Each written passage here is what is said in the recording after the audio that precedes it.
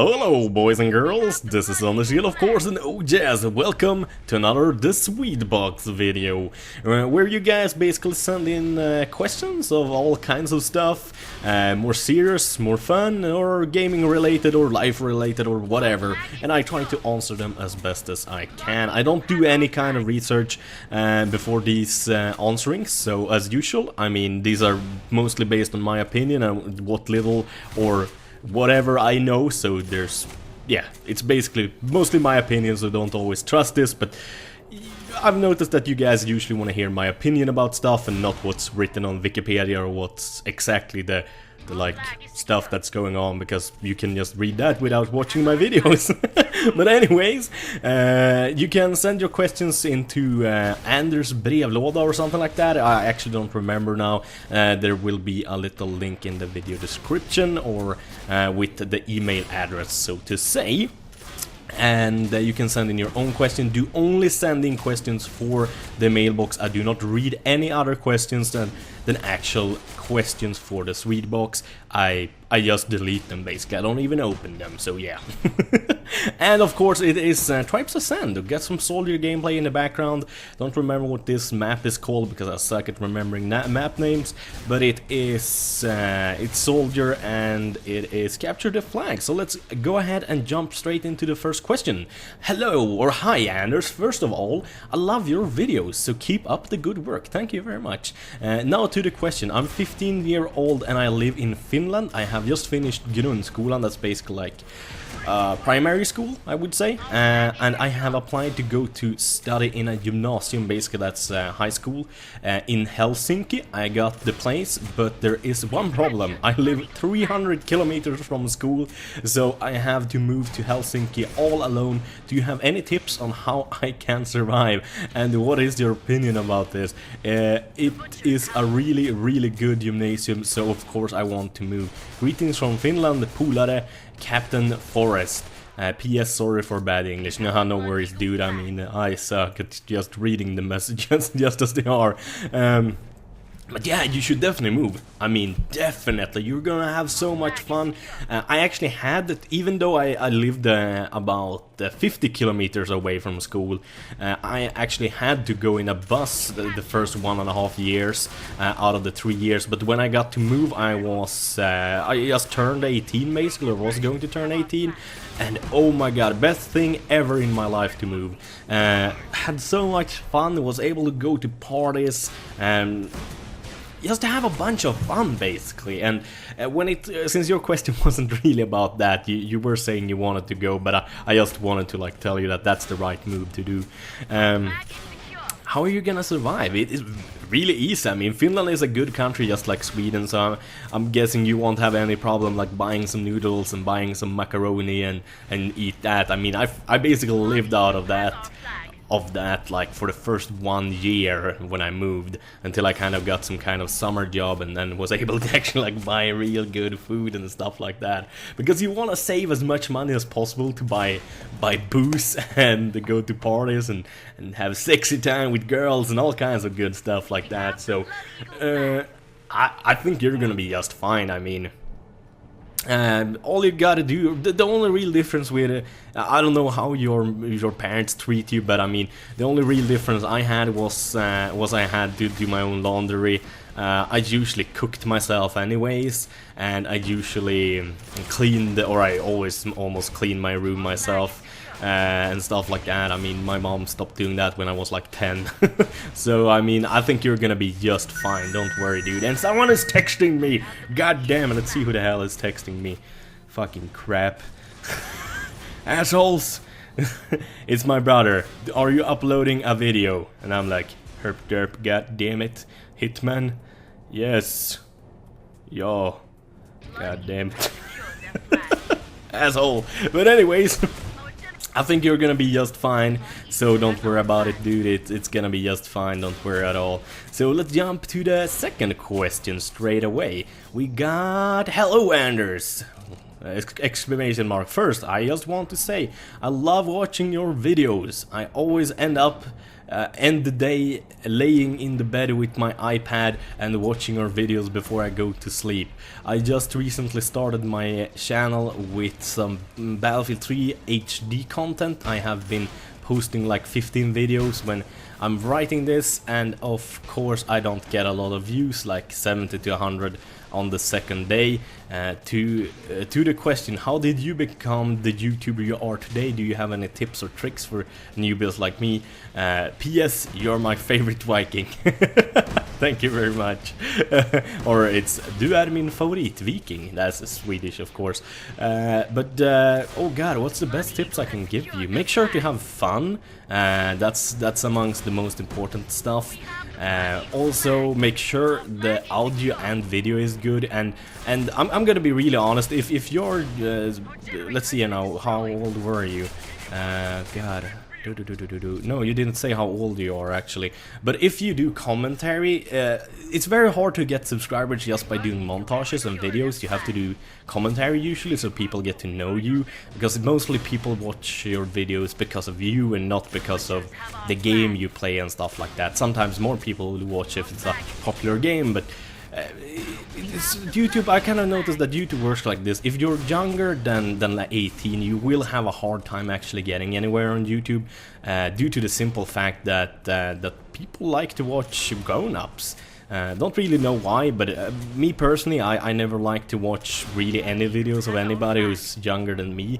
So I mean, I prefer if people are at least like 18 or somewhere around there. If I'm gonna watch their videos, I do watch people who are younger than 18 if the content is very, very good and it's not commentary. But as I said, it's hard to make it. So I mean, if you're around 18 or older, that should be fine. If you're not, I would almost like suggest you wait, because it's hard to get anywhere on YouTube.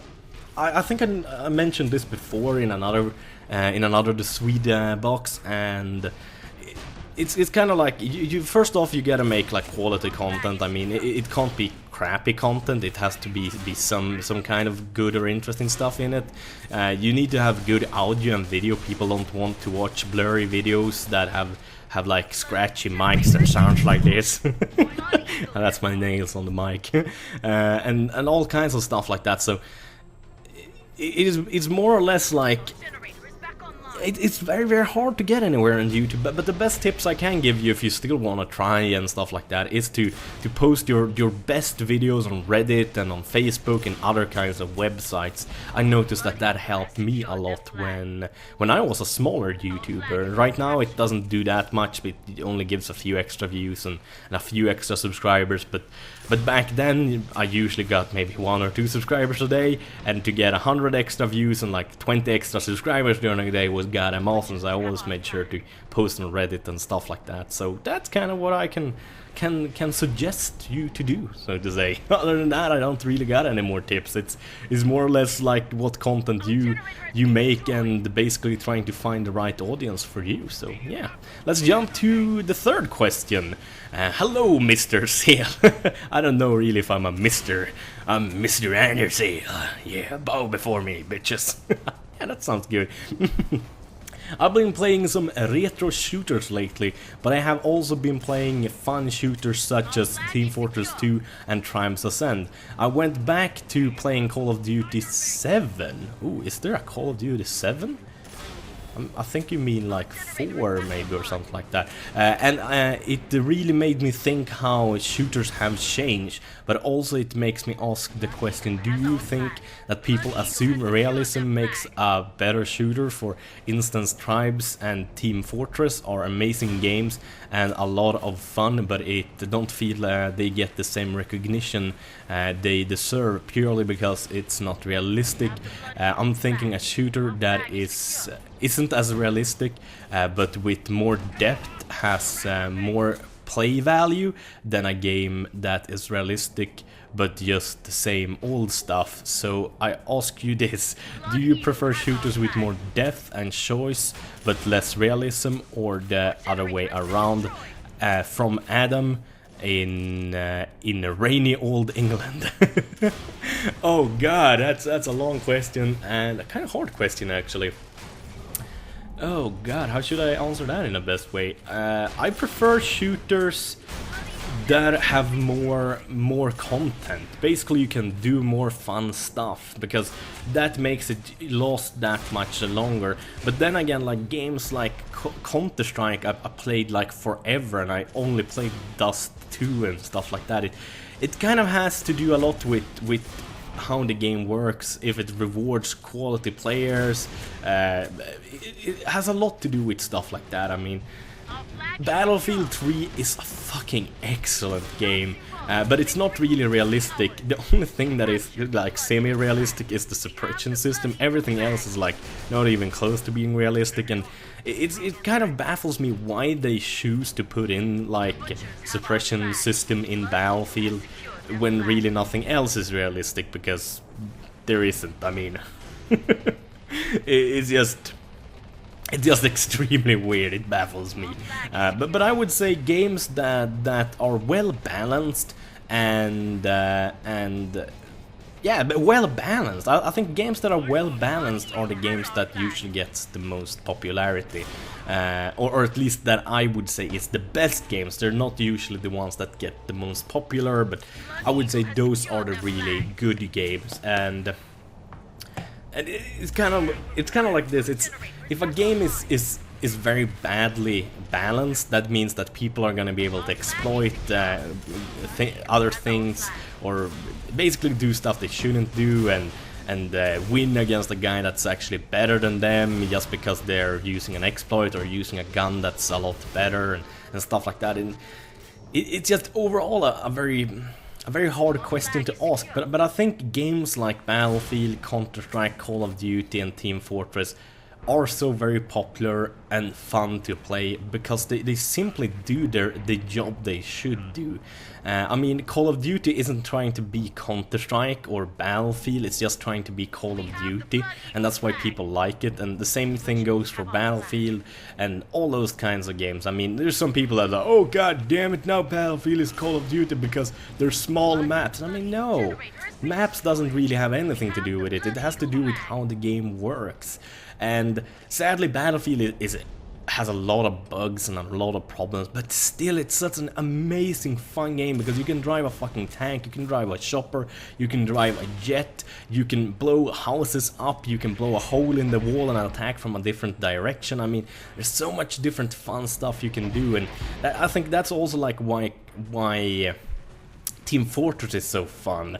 And on the other hand, games that are very, very simple, like Counter-Strike, are very, very fun just because they are very, very simple, easy to understand, but hard to master. I mean, like, the best guy in Battlefield, I mean, I don't know who's the best player in Battlefield, but the very best player that plays Battlefield 3, I would probably be able to kill him almost as many times as he can kill me.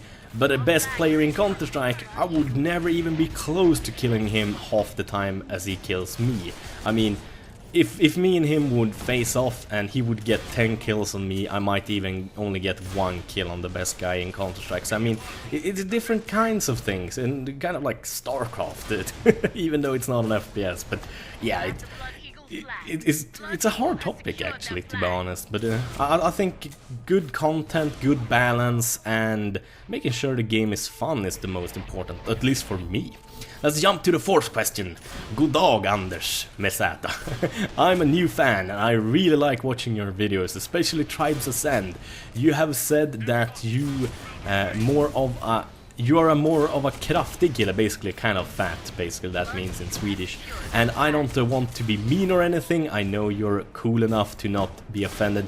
Completely correct, I am not offended, don't worry. I know I'm a heavy set dude, I'm not obesely fat, but I'm cool with it. So to say, not offended. I want your opinion on heavy people versus and very skinny people. Do you think that it is okay for someone to be overweight or underweight? And what do you think is the most mean thing to say to someone, skinny or fat? I have no problem with anyone that is fat or skinny just so they don't get hurt, just so they don't hurt themselves or other people. I have been underweight for a long time, and I have actually fighted to become more heavy and gain weight, so I would like your opinion on weights, heavy or light. Hoppas du har det bra och fortsätt göra dina grymma videos. Väldiga hälsningar, fläskpannkakan. Keep making your awesome videos, basically, with kind regards, pork pancake. I think you can translate that to. Yeah, I actually got a pretty basic opinion on weights and stuff like that. I mean, I think it's okay to be whatever weight you want to be, as long as you're not hurting yourself or somebody else, because once you get as fat or as skinny that your body is taking damage and you're kind of killing yourself, then it's bad.